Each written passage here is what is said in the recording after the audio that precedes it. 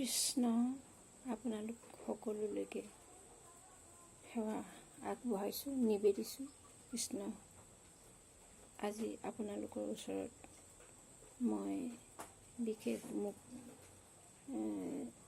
এই আপোনালোকে যিটো প্ৰশ্ন কৰিছে বা মোক ক'বলৈ আগবঢ়াইছে যে কল্পতৰু বৃক্ষ, কৃষ্ণ, তাৰ আগতে আমি সোঁৱৰিব লাগিব।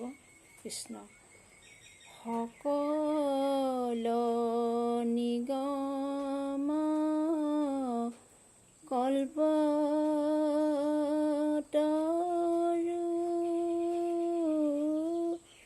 তাৰ ফল মহা ভাগৱত।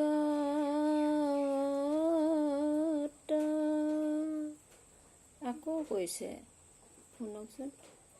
বৈকুণ্ঠৰ কল্পতৰু ভাগৱত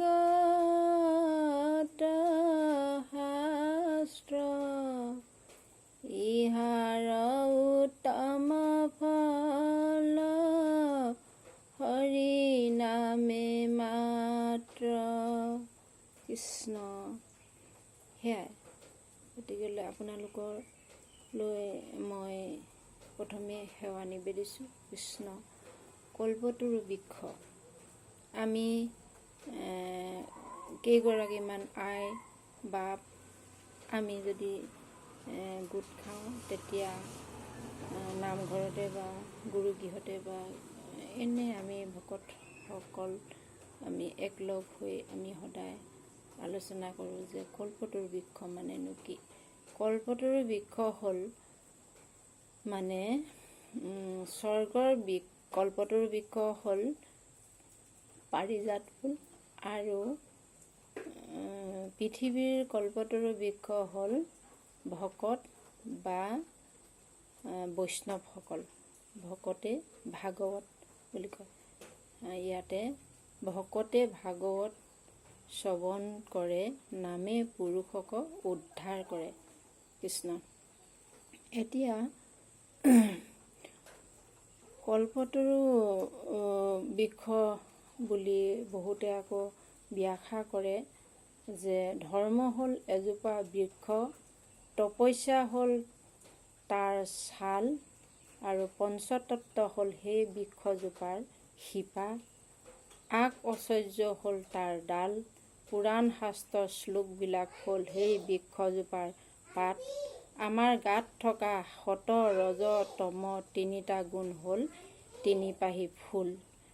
ধৰ্ম হ'ল এজোপা বৃক্ষ, বৃক্ষজোপাত যিটো গুটি বা ফল লাগে সেয়া হ'ল নাম।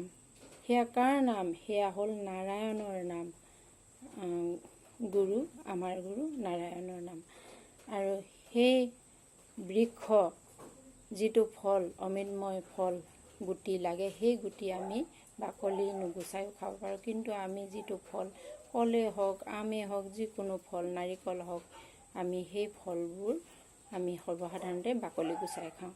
কিন্তু আমি ভগৱন্তৰ গুণনাম শ্ৰৱণ কীৰ্তন কৰি থাকিব লাগে। ঈশ্বৰে আমাৰ সৰ্বে সবাৰ। আৰু বহুত দীঘলীয়া আমি কল্পতৰু বৃক্ষৰ বিষয়ে আমি অভাগিনীয়ে কৈ অন্ত পেলাব নোৱাৰোঁ। আমাৰ এই মানৱ ৰূপী দেহাটো এজোপা বৃক্ষৰ লগত তুলনা কৰিছে। এয়াই হ'ল কল্পতৰু বৃক্ষ। চাবলৈ গ'লে ইয়াতে আমাৰ ভগৱন্তৰ ভাগৱতো আছে, হৃদয়তে আমাৰ ভাগৱত স্থাপনা। কৃষ্ণ গুৰু শংকৰ মাধৱ, ইয়াকে কৈ আপোনালোকলৈ এইভাগ এৰিছোঁ। কৃষ্ণ।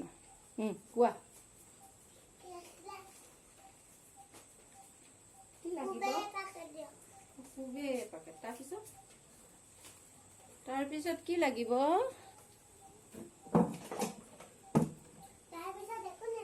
একো নালাগে, অকল কুবেৰ। তাৰ পৰা অকল কুবেৰ পৰা লৈ পেলাই তুমি খুচুৰা পইচা মোৰ ওচৰত নাই যে কি হ'ব? কি দিম? সেইফালে গৈ নাথাকিবা, এইফালে। তেতিয়া কি দিম আমি? কি দিমনো? কোৱা।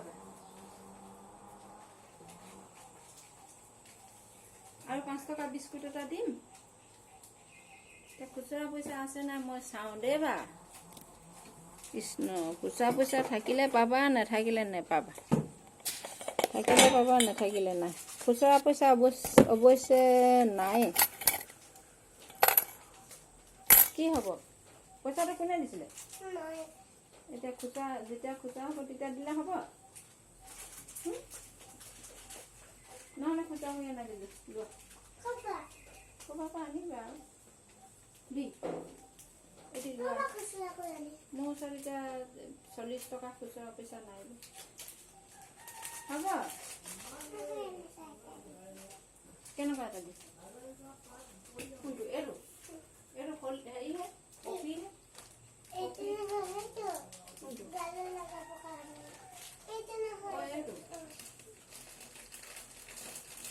এইটো 10 টকা। পাছত আৰু ঘূৰাই নিদিবা আকৌ দেই, ৰ'বা।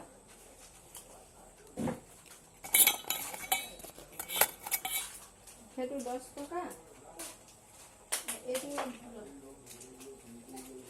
এই 10 টকা 20 টকা হ'ল, ইয়াত 30 টকা হ'ল আৰু 20 টকা পাছত লৈ যাবা দেই বা।